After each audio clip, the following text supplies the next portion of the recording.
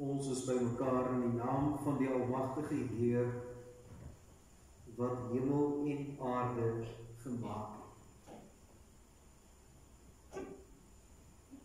Bly by wat jy geleer het en wat jy vasglo. Die hele skrif is deur God geïnspireer en het groot waarde om in waarheid te onderrig, dwaling te bestry, verkeerdhede reg te stel en 'n regte lewenswyse te kweek. Genade, vrede en liefde vir julle van God ons Vader, van Jesus Christus ons Heer en van die Heilige Gees. Amen. Die gemeente sing Psalm 146, dit is agter in die liedboek, Psalm 146 agter in die liedboek, strofe 1, 2 en 6. Prys die Heer met blye galme, oor my siel daar ryke stof, sal solank ek leef my psalme, vrolik toe by aan sy lof, en hom wat sy guns my bied, altyd groot maak in my lied. Psalm 146 agter in die liedboek, strofe 1, 2 en 6.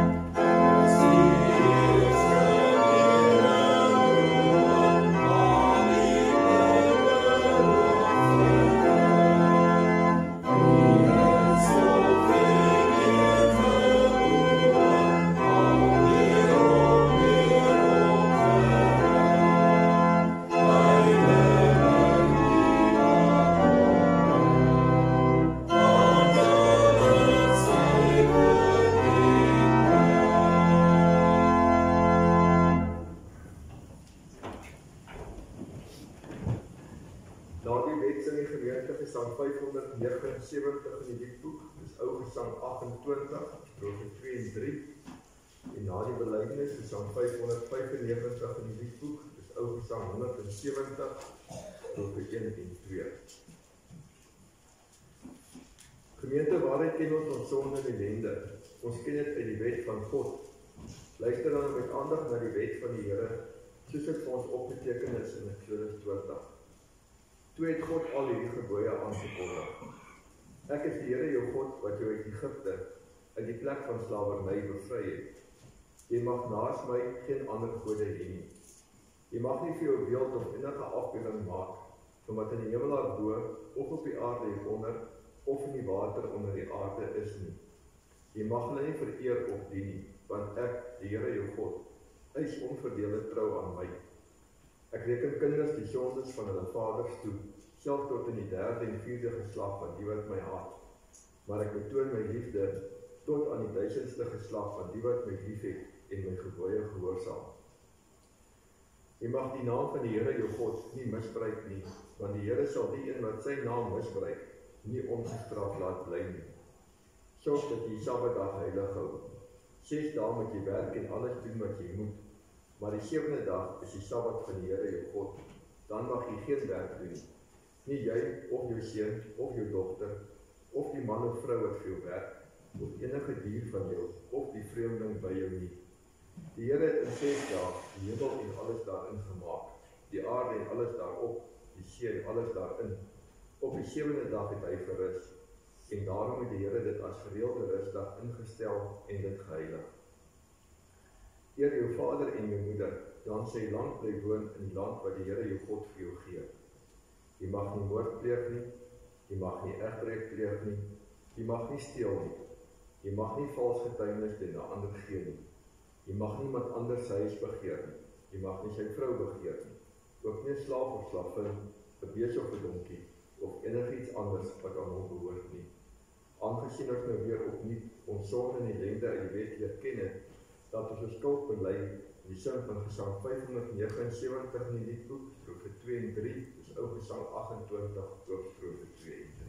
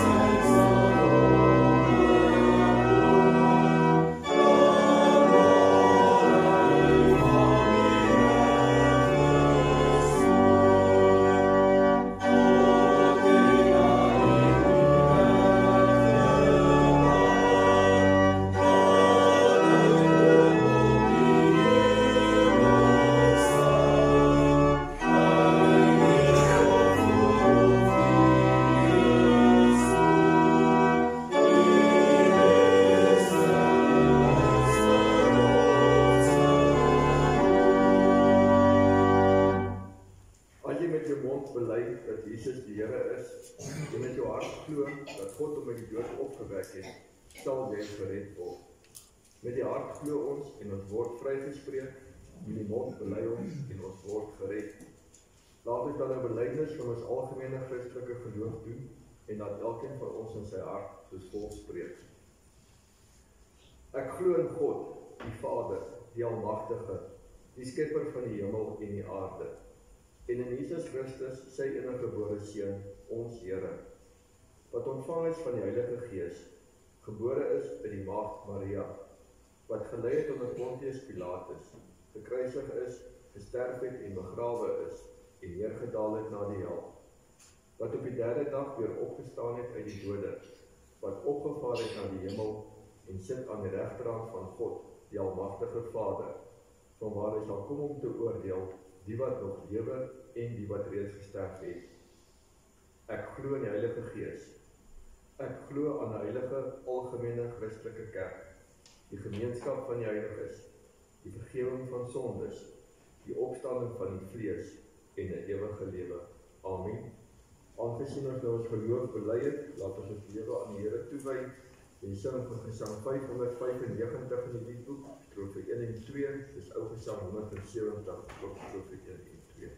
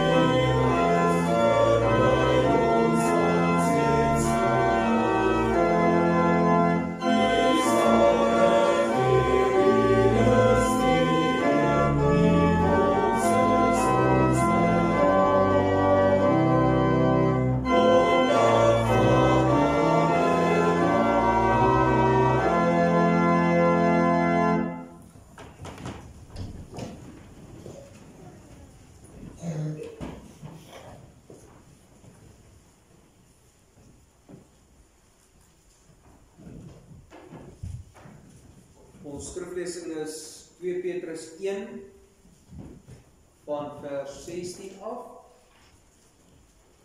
En dan 2 Timoteus 3 van vers 14 af.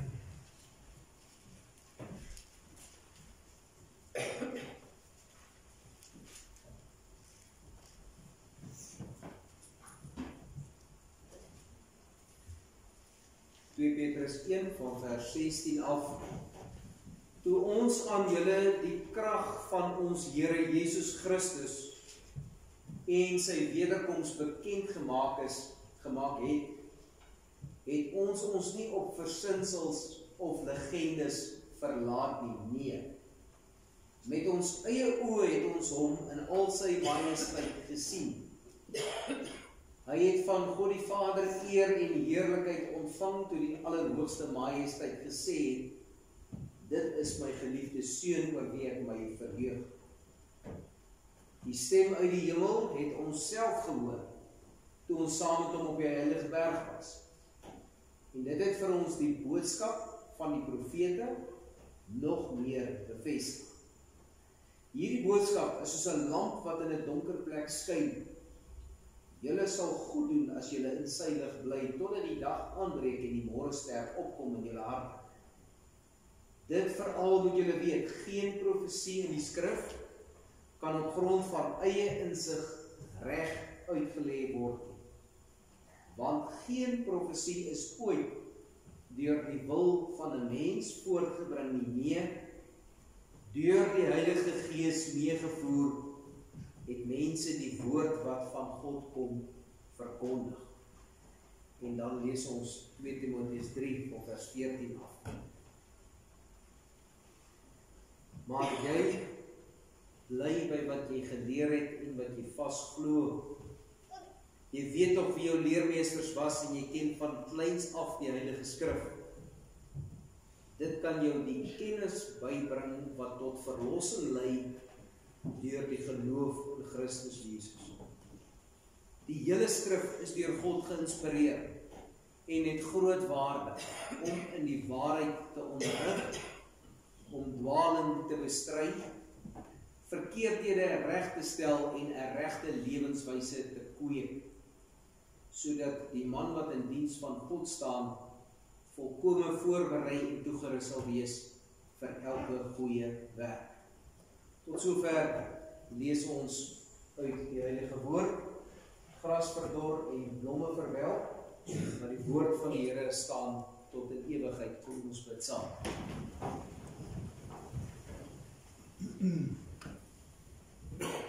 Ons troue Hemelse Vader,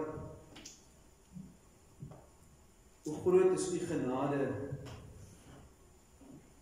dat u elke keer weer na u kinders toe terugkom. Hoe groot is u genade dat u met ons praat op 'n manier wat ons kan verstaan. Hoe pragtig is dit, Heer, dat ons in ons harte vas en seker kan weet dat u bestaan. En al gaan dit op die aarde deur mekaar of rof, al is daar stukkend en hartseer, dan kan ons in die geloof na u opkyk en ons kan vas en seker weet dat by u niks onmoontlik is. Van ons weg tot aan ons graf is ons veilig onder u hand. En daarom moet dit ook 'n vreugde wees om elke keer weer hier by mekaar te kom. Hier waar u kinders saam bid, saam sing, saam luister, saam leer. Ook dit is genade op u hand. Ons vra daarom, Heer, dat u self teenwoordig wil wees en dat u self in ons harte sal werk. Ons bid dit in Christus naam. Amen. Psalm 255, strofe 1 en 2, en in die ou boek is dit Psalm 306, strofe 1 en 3. Woord van God, woord van die lewe, woord vir ewig vas en waar, en dan terug tot 'n grys verlede, hou Gods woord vir ons 'n brug.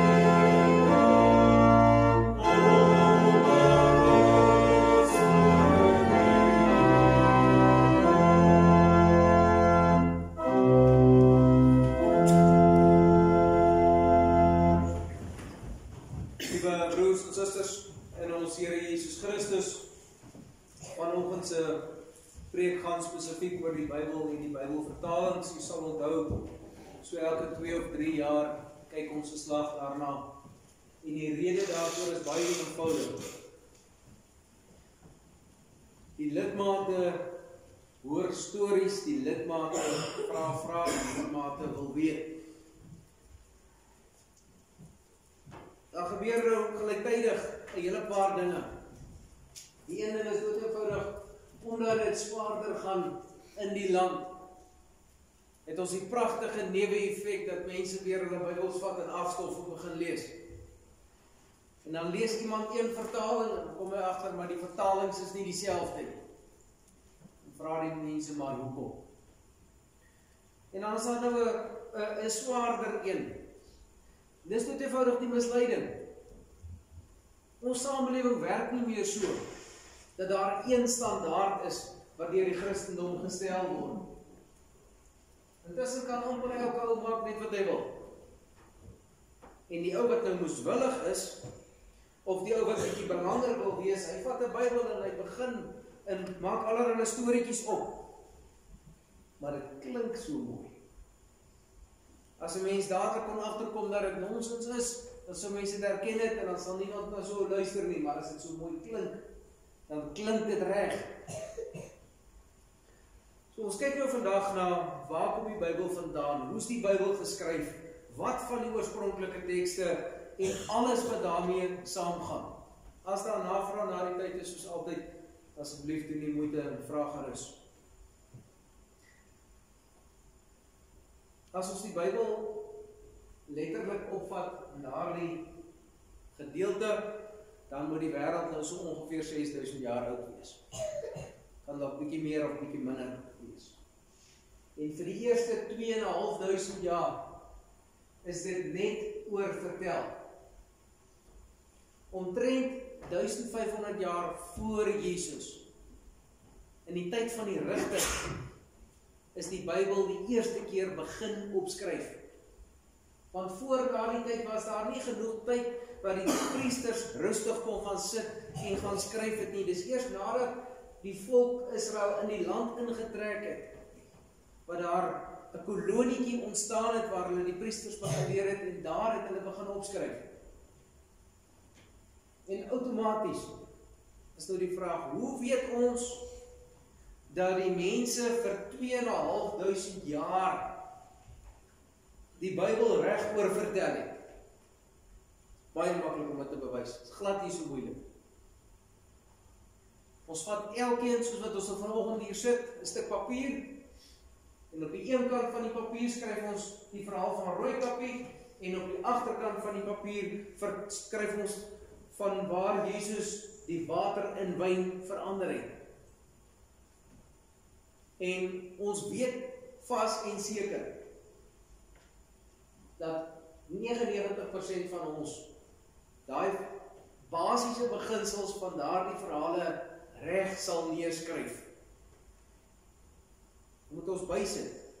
Ons word groot in 'n tyd van boeke. So ons weet, as ons nie seker is nie, dan kan ons in 'n boek gaan naslaan, maar daardie tyd het die mense net geheue gehad. So vandat hulle so klein was, het hulle geoefen om 'n ding een keer te hoor en om presies te onthou. Nou as ons, soos wat ons hier sit, waar ons oor die algemeen redelik swak geheue het in vergelyking met die mense van daai tyd, 'n onbelangrike ding soos die verhaal van Rooikapie reg kan onthou, en ons kan 'n belangrike verhaal soos Jesus wat die water in wyn verander reg onthou, dan bewys ons aan onsself en aan ons eie lewe dat die Bybel van daardie tyd reg onthou en reg oorgedra is. Dis so maklik so wat dit is.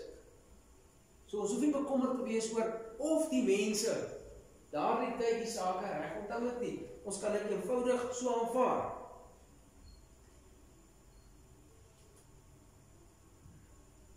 Een van die navorsers het so rukkie terug gesê dat daar geen argeologiese bewyse is dat die Bybel moet verkeerd is. Nie een. Alles wat in die Bybel opgeskryf staan, as die mense agterna daar in die sand gaan krap, dan kom hulle agter, maar hier is dit waar. Die Bybel is daar nog 'n keer waar en nog 'n keer weer reg.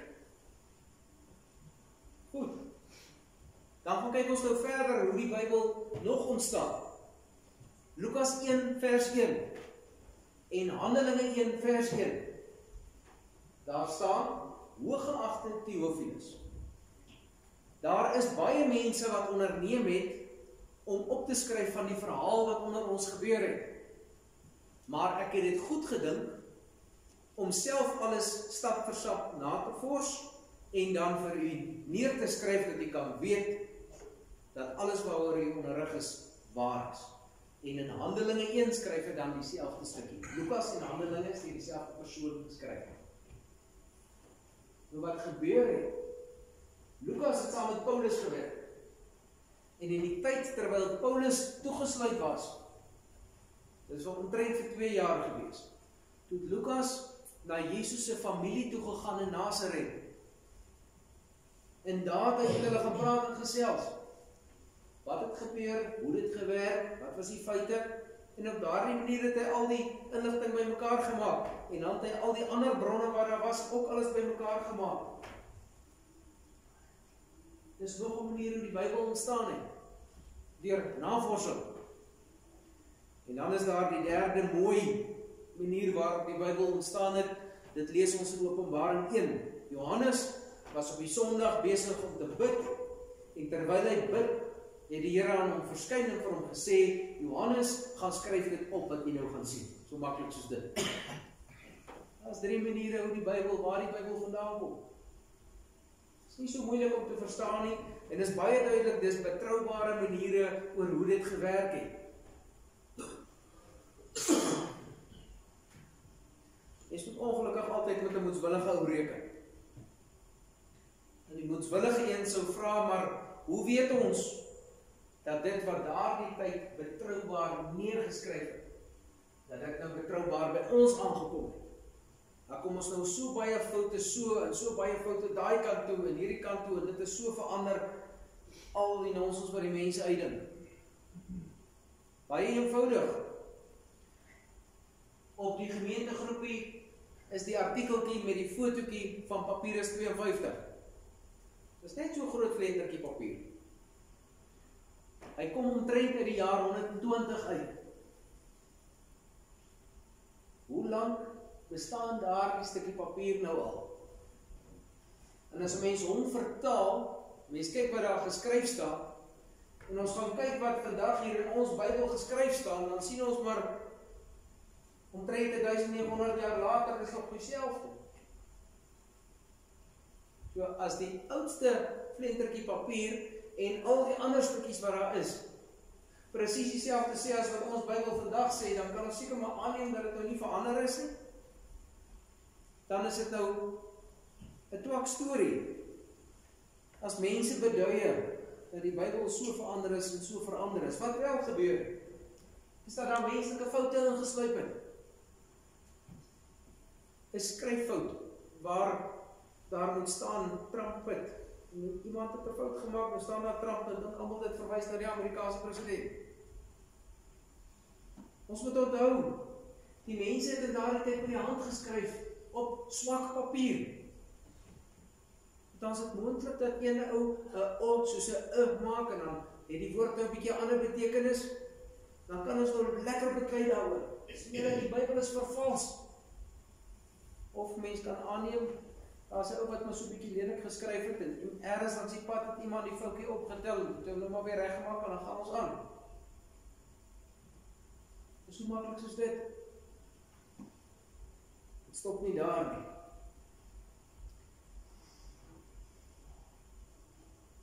Die mense van daardie tyd, omdat hulle bewus was dat foute so maklik insluip, dat hulle ekstra presies gewerk om die dinge so netjies as moontlik oor te skryf as hulle dit met die hand oorskryf. En dan het dit gebeur. Ons moet mooi verstaan. Ons gemeente hou bazaar. Een keer per jaar. Dan het ons genoeg geld om al die uitgawes van die gemeente te dek. Nou, omtrent dieselfde ding. Die gemeentes daardie tyd het 'n funksie gehou om een Bybelboek te koop. Nie een Bybel nie. Een Bybelboek. Die gewone gemeente het 2 of 3 of miskien 6 Bybelboeke gehad. 'n ryk gemeente het argumente van alweer 8 of miskien 12 Bybelboeke gehad. Want hulle onder mekaar die Bybelboeke uitgeruil. So skaars was dit. En dink nou net, soos wat ons nou vanoggend hier in die kerk sit, as ons nou die eerste keer vanoggend die geleentheid gehad het om 2 Petrus te lees. Ons het nou by 'n gemeente, sê nou maar Piet Plessis, het ons nou hulle Bybelboek gekry. Dan gaan ons nou nie net 6 verse lees nie. Ons kan ons nou elkeen by die huis ons stukkie gaan lees, as daar aan die moontlikheid is nie. Dan sit ons, en ons lees die hele boek, en as dit nodig is, lees ons om 2 keer, en ons luister almal extra fyn, want dit is kosbaar. Dis hoe dit gewerk het in daardie tyd. Ons is bederf, want ons sit elkeen met 6 of 8 Bybels in die huis, en een van hulle word miskien so af en toe 'n bietjie gelees.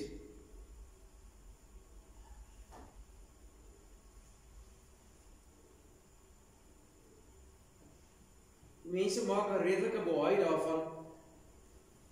Die Bybel moet uit die oorspronklike teks vertaal word. Goed, watter een van die oorspronklike tekste? Dit klink dalk nou moetswillig. Watter een van die amper 6000 tekste bedoel jy as jy sê hy moet uit die oorspronklike een uit vertaal wees? 6000. Iemand wat wil karre oor die oorspronklike tale en 'n vreeslike boei daaroor wil opsit, sê eintlik maar net dat hy nie die vaagste benul het van wat eintlik aan die gang is. Omdat daar so baie tyd verloop het. Omdat baie van die goed doodeenvoudig opgelees en opgebruik was. Is daar intussen van die hele Nuwe Testament 6000 stukke oorspronklike werk oor. Nou gaan die professore wat nou regtig slim is en die goed ken en verstaan, en hulle vat al 6000 daardie stukkies en sit hulle langs mekaar neer, as hulle Bybelvertaling moet doen. Dan kom hulle agter, maar hierdie een boekie wat ons het, wat hierdie 3 Bybelboekies in het, hierdie ou het konsekwent elke keer hierdie een ding met 'n hoofletter geskryf, argument onthaal. Of hy hierdie ding heeltyd verander.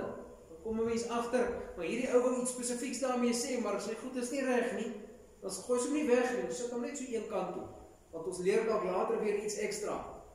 Dan vat hulle, en as hulle al 6000 stukke langs mekaar neergesit het, die Griekse tekste, die Latynse tekste, die Koptiese tekste, die Bohairiese tekste, noem hulle op.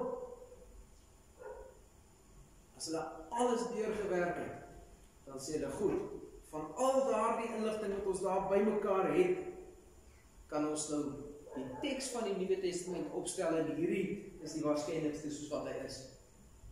Dit sê nie ons moet die Bybel weggooi nie, dit sê nie ons moet die Bybel misag of dit nie respekteer nie. Ons moet baie fyn verstaan dat daar verskriklik baie werk ingaan voordat ons vir 'n paar R100 'n Bybel op 'n winkelrak koop. Daar's 'n rede hoekom hy staan soos wat hy staan. Partykeer is dit 'n beter rede, partykeer is dit 'n slegte rede. Hoekom verskil ons Afrikaanse ou vertaling en die Afrikaanse nuwe vertaling van mekaar? Die 3353 en die 83 Bybel.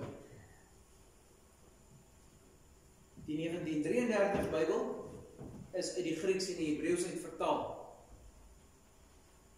Maar omdat Afrikaans so jong taal was, het die ou mense van daardie tyd die Hollandse Bybel so op die kant so bietjie oopgehou.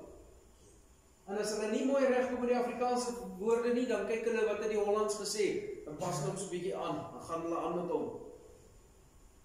In 1953, 20 jaar later, toe die taal bietjie gegroei, toe hersien hulle hom. Dit is ons ou vertaling, 'n regte 33 Bybel, baie skaars.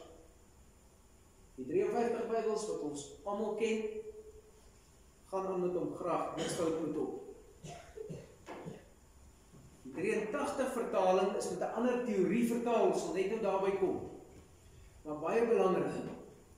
Jy sal nou onthou van vorige preke. In die jaar 70-72, so 40 jaar nadat Jesus gekruisig is, toe het die Romeine Jerusalem plat geloop. Hulle was moeg vir die ewige opstande in Jerusalem, toe het hulle Jerusalem vernietig. En kort voor dit het die Christene gevlug. Maar wat vat 'n mens saam as jy moet vlug vir jou lewe? Jy vat jou kosbaarste goed saam. Jy vat jou Bybelmanuskrip saam. Wat daar gebeur het, is dat daar 2 stelle manuskripte was in Jerusalem. En hulle het bietjie van mekaar verskil. Die een het gevlug Alexandrië toe, en die ander een het gevlug Sirië toe. En van Alexandrië af, en van Sirië af, is die Bybels verder geskryf en versprei. En die basiese verskille tussen daardie oorspronklike tekste, is hoekom die 53 en die 83 Bybel van mekaar verskil, is een van die redes. Van die 53 is uit die een teks uitvertaal en die 83 een is uit die ander een uitvertaal. Dis hoekom 'n mens partykeer aan die voetnota van die Bybel, hier onder aan die bladsy, staan daar 'n lyntjie wat sê sommige tekste voeg by, so. Dis waar dit vandaan kom. Dit maak nie dat dit minder die woord van God is nie. Dis menslike goedjies wat daar ingeskryf is of weggelaat is.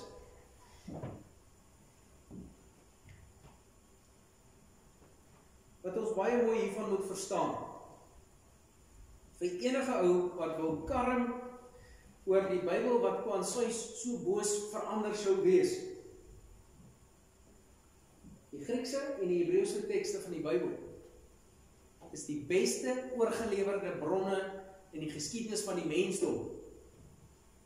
Daar's niks, enige antieke dokument wat so netjies bewaar gebly het tot vandag toe. Dit staan dit eenvoudig soos 'n paal bo water. Agterna met die vertalings kan daar ander goed gebeur het, ja. In die Griekse en die Hebreëse teks, hy is meer as 1000 keer wat hy uitstaan bo enigiets anders. Die meeste ander bronne wat daar is vir die antieke wêreld, het 2 of 3, miskien 12 tekste wat hulle op kan teruggaan. Niemand kan ooit daaroor of dit die waarheid is. Die Nuwe Testament is omtrent gemiddeld 40 jaar na Jesus se kruisiging geskryf. En die wêreld wil op hol raak en sê, maar hierdie kan nie waar wees nie, daai kan nie waar wees nie. Sokrates, ou Griekse filosoof, sy lewensverhaal is 500 jaar nadat hy dood is die eerste keer opgeskryf. Niemand twyfel daaroor. Almal aanvaar, Sokrates is daar gebore, dit was sy pa, dit was sy ma, dit so 500 jaar lank, dit aanvaar die mensdom sonder bo of baat. 40 jaar vir Jesus se lewensverhaal en almal kan nee, daar is fout. Besluit self. Ons hoef ons nie aan sulke nonsens te steur nie. Broers en susters, kom ons vat hom 'n stukkie verder. As mens begin kyk na die vertalings van die Bybel, is daar basies 3 maniere waarop ons die Bybel kan vertaal. Mens kan hom letterlik vertaal, mens kan hom inhoudelik vertaal, of mens kan 'n goue middeweg tussen die twee probeer regkry. In Genesis 2, waar die Here vir Eva maak uit Adam se ribbebeen uit, dan bring die Here vir Eva na Adam toe. Dan sê Adam, dit is vlees van my vlees, been van my gebeente, vlees van my vlees, sy sal manin genoem word.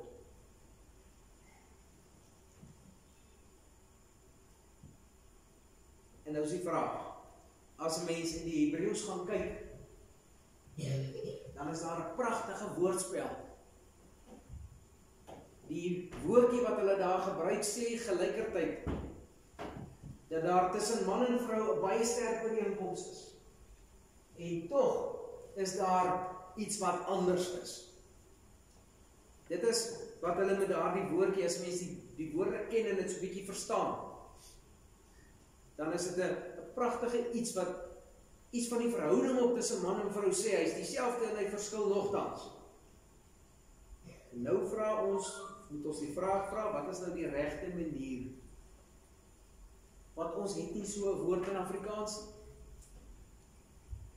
In die ou vertaling het hulle gesê, ons bly by die direkte letterlike vertaling, sy sal manin genoem word. In die 83 vertaling het hulle toe besluit, ons vertaal soos wat die mense gewoonweg praat, sy sal vrou genoem word.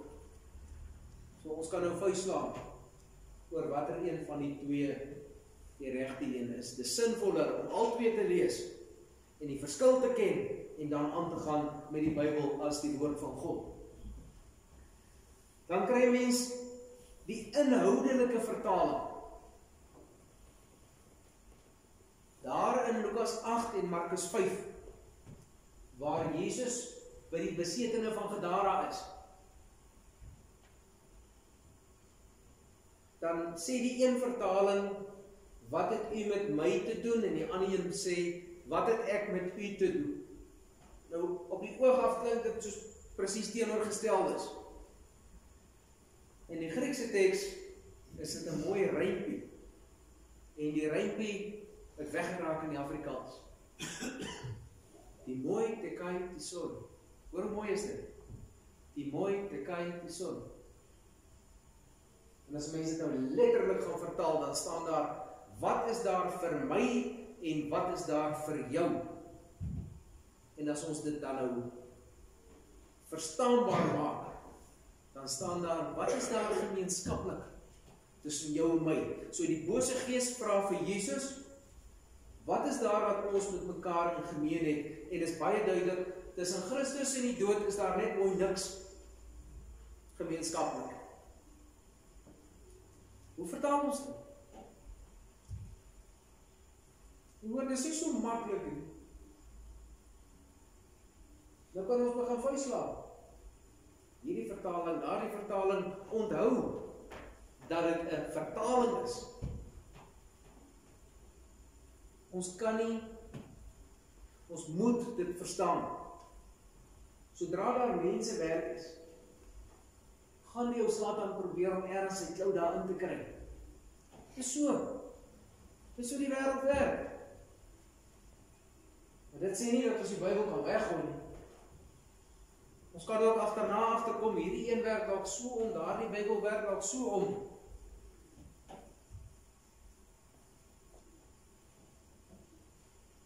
Dink ons regtig so min van ons Here God, dat ons sou kon begin dink, dat hy dalk uit 'n swakker vertaling minder geloof in 'n mens se hart kan plaas. Hoe arrogant wil ons wees?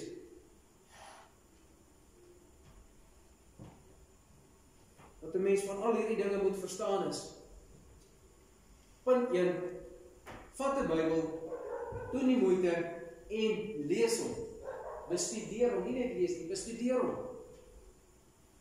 Doen die moeite om te vra, hoekom sê hierdie persoon, hierdie ding, onder hierdie omstandighede, vir daardie persoon, wat moet die uitkoms wees?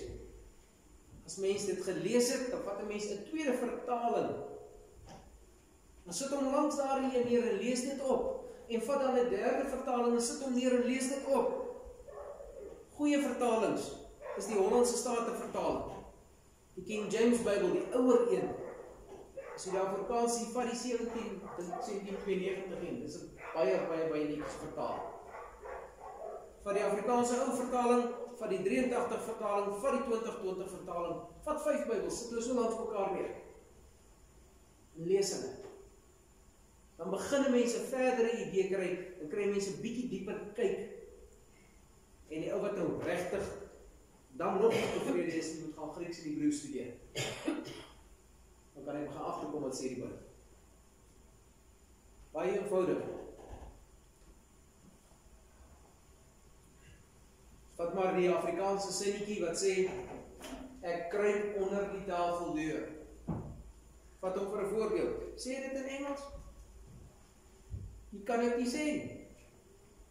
Want dit is nie 'n Engelse gedagte om onder 'n tafeldeur te kruip nie, vir een of ander rede. Dit is so, jy kan dit nie sê nie. Jy kan Afrikaanse gedagtes en Engelse woorde sê, mens op die ou end kan jy maar net sê, dit werk nie so lekker in Engels. Nou vat ons tale wat al vir 2000 jaar nie meer gepraat word, met hulle gesegdes, met hulle spreekwoorde, met die woorde wat ons nie weet wat dit beteken nie, want daar is 'n paar van hulle ook in die Bybel. Nou bring ons dit in ons eie taal, in ons eie tyd in.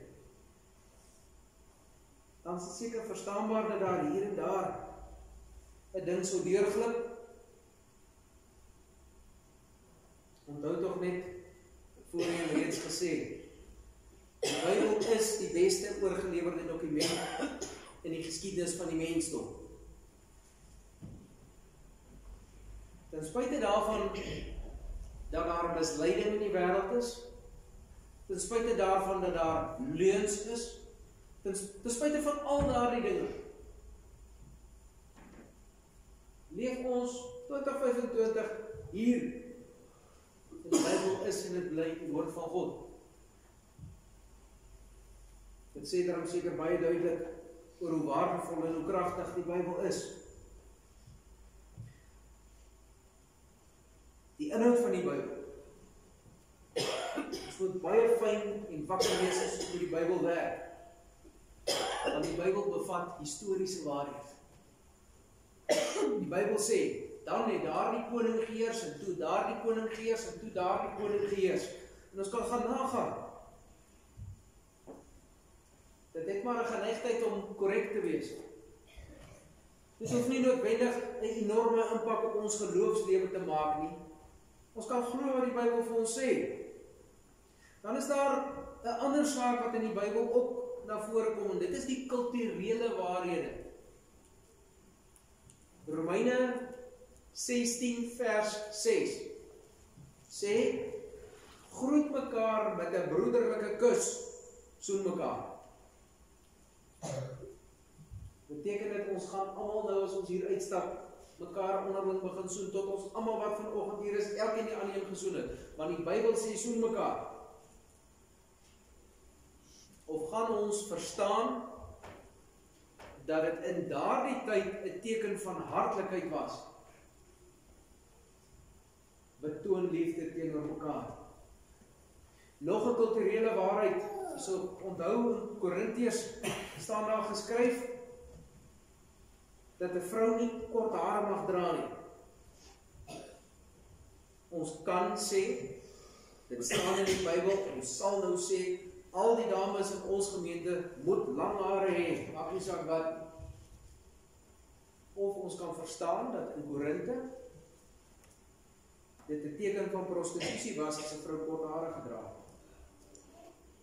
So in daardie tyd, omdat daardie omstandighede kon dit maklik 'n verwarring veroorsaak het, en dan los ons dit daar. So maklik soos dit is 'n kultuursaak.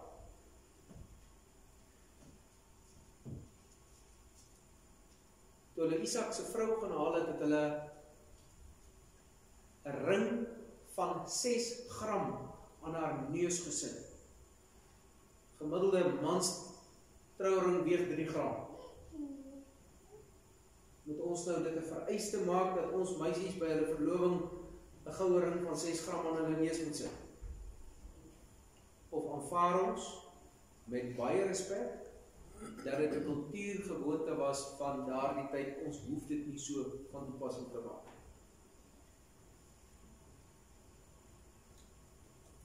Dan kom ons by die belangrike deel van die Bybelse waarhede, en dis die geloofswaarhede.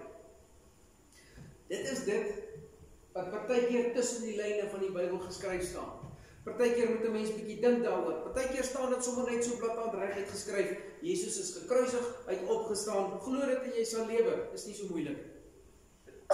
Nou begin ons by die groot waarhede van die Bybel kom. Nou begin ons by dit kom wat ons eintlik regtig nodig het. En dis die rede hoekom ons die Bybel moet lees.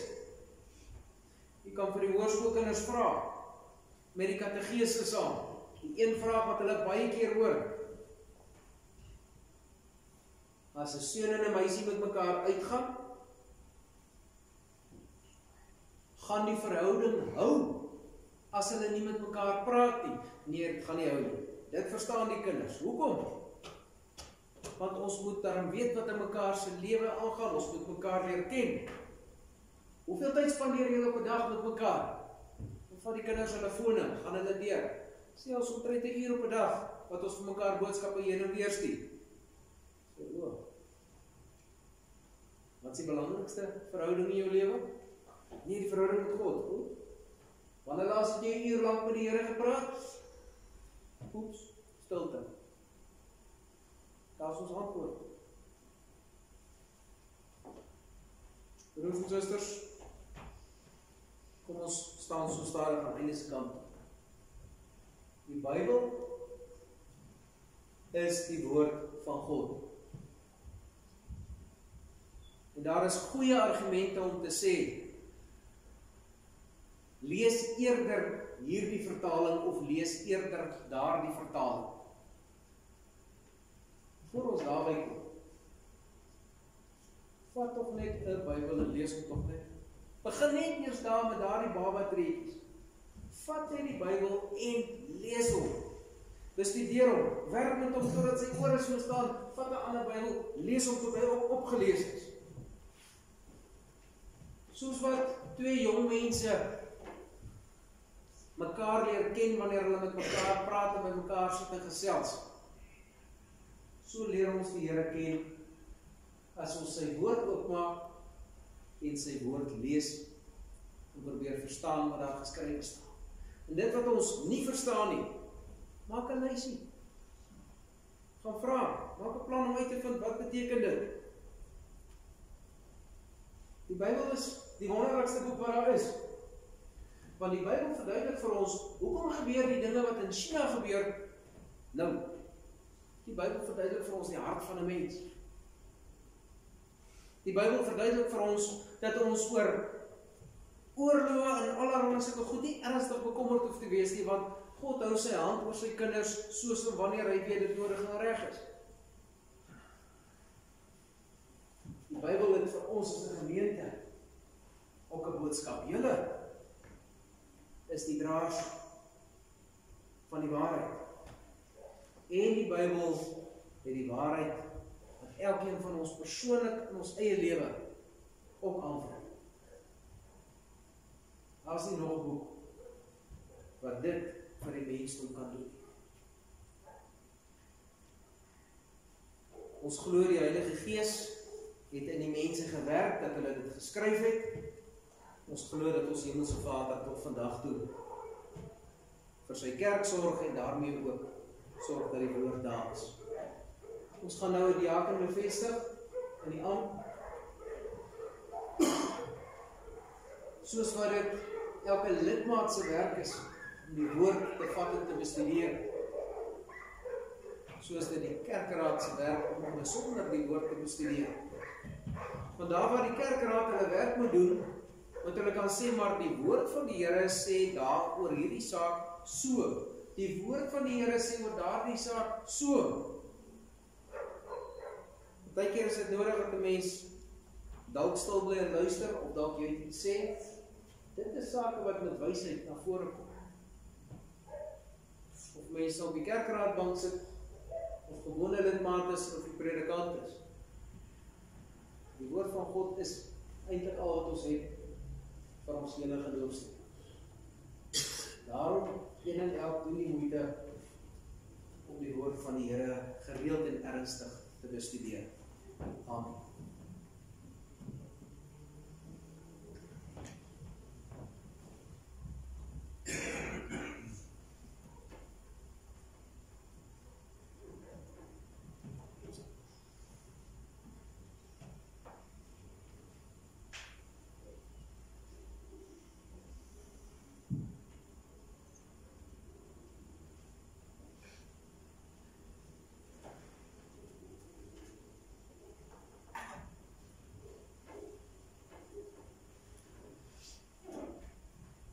Die ampt van die diaken het nie sy oorsprong by die mens nie, maar by God.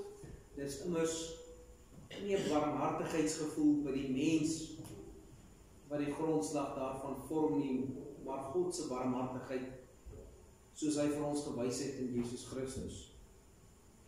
Omdat God eerste deur die Here Jesus aan ons barmhartigheid bewys het, word ons geroep om barmhartigheid te bewys.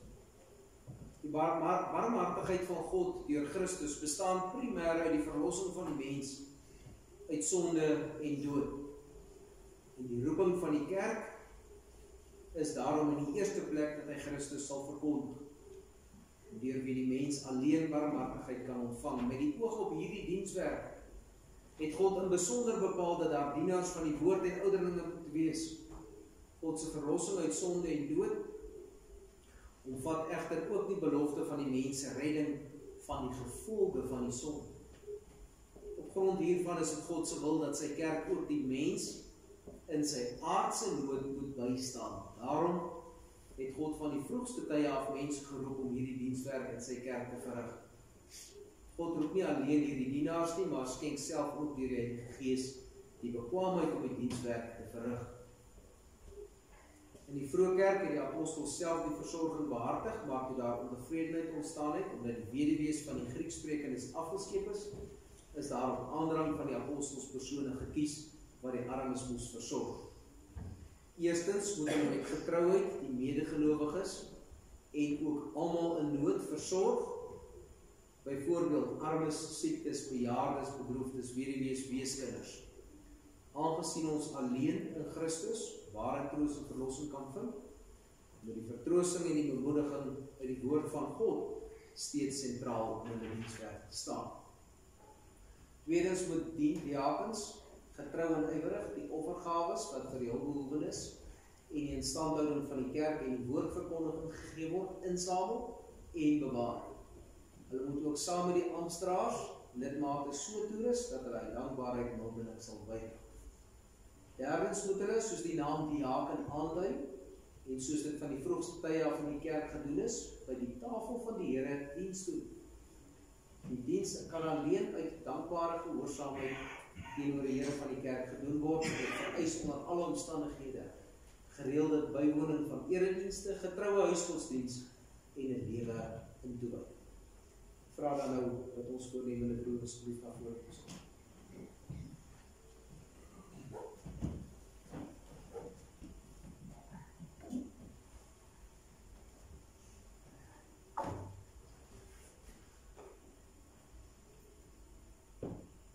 Is jy oortuig daarvan dat jy wettig deur die gemeente van God en daarom deur God self geroep is tot hierdie diens? Tweedens, glo jy dat die Ou en die Nuwe Testament die enigste woord van God en die volkome leer van redding is, en verwerp jy die leringe wat daarmee in stryd is? En derdens, glo jy om die ampt soos dit voorgehou is, getrou en in ooreenstemming met die leer te vervul?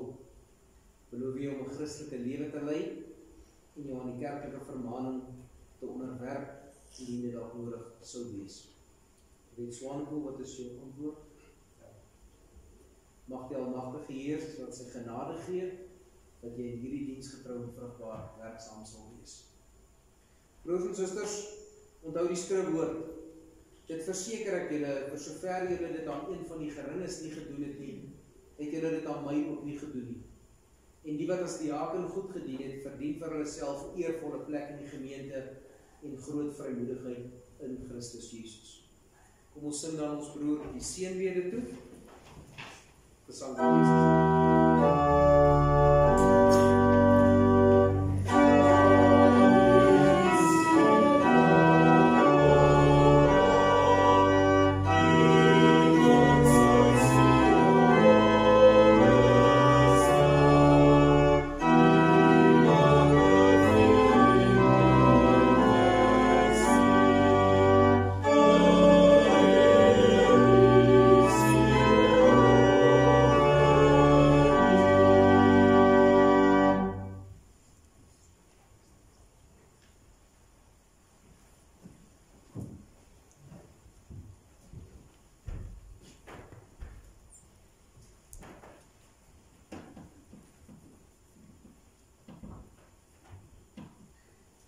Ons almagtige Hemelse Vader,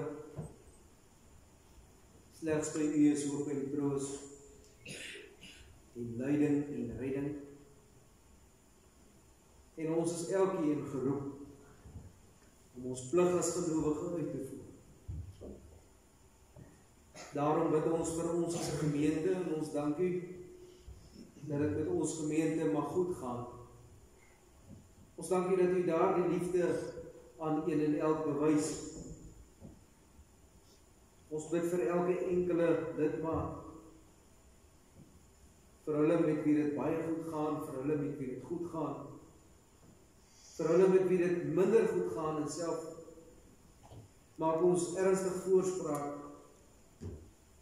vir ons medebroers en susters waar dit baie swaar gaan. U ken die harte, U ken die gedagtes, U ken ons worsteling, U ken ons nood, ons vreugde, ons behoeftes. U ken ons gedagtes en daarom kan U sorg. Baie beter en baie meer. Ons bid vir hom wat as diaken aangestel is om te dien. En ons sluit daarby die hele kerkraad in. Dat ons in U vrese mag wandel. Dat ons van krag tot krag mag gaan. Soos wat U woord dit vra. Op ons lewenspad vorentoe. Vra ons vir U raad en U leiding, Heer. Ons vra dat U deur die Gees in ons sal werk, dat ons sterker en sterker kan staan. Dat ons die wysheid en die insig mag ontvang, om altyd deur U eer voor oë te hou en dit te mag volg. Ons bid teen die dinge wat boos en lelik is. Ons bid dat U ons oë sal oopmaak, dat ons kan raak sien en dat ons gewete ons sal aanspreek. Daardie kere waar ons afdwaal. Soos wat U van Adam en Eva se tyd af gesorg het. Vra ons dat U daardie genade ook aan elkeen van ons sal bewys, om ons lewenslang onder die vleuels te hou. Vergewe ons tog, Heer, waar ons teen U oortree, ons bid dit in Jesus naam. Amen. Kom ons sing Psalm 597 in die ou boekie Psalm 178, die 5de strofe.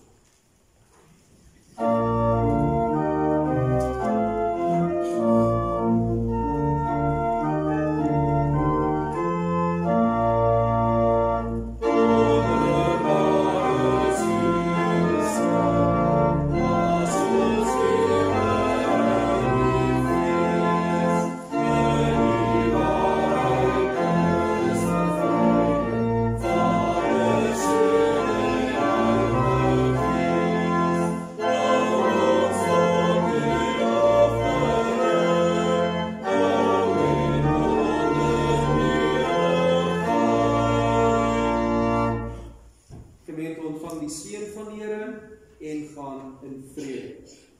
Die Here sal julle seën en beskerm. Die Here sal tot julle redding verskyn en julle genadig wees.